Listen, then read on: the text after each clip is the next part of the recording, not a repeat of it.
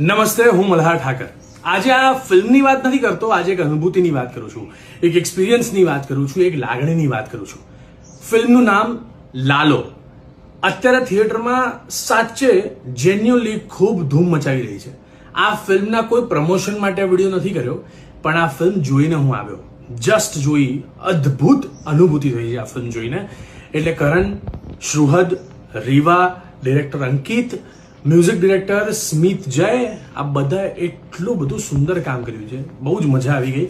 અને આ ફિલ્મ હું કહું છું, એક વર્ષ સુધી દરેકે દરેક ડિસ્ટ્રીબ્યુટર, દરેકે દરેક શો, સિનેમા ઓનર્સ સાચવી રાખે આ ફિલ્મ પોતાના થિયેટર્સમાં. એટલી સુંદર મજાની ફિલ્મ છે ને આ ફિલ્મ દરેકે દરેક ગુજરાતીએ, દરેકે દરેક લોકોએ આ જોવી જોઈએ.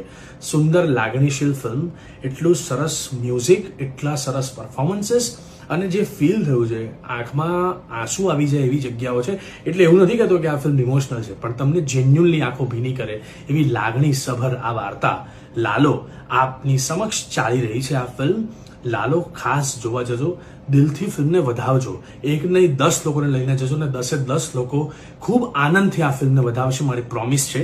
મારા તરફથી હું આ ફિલ્મને 100 ટિકિટ ગિફ્ટ આપું છું. એટલે દિલથી હું આ 100 જણને કહું છું, મારા અંગત દરેકે દરેક લોકોને, કે please go and watch this film Lalo in theatres near you.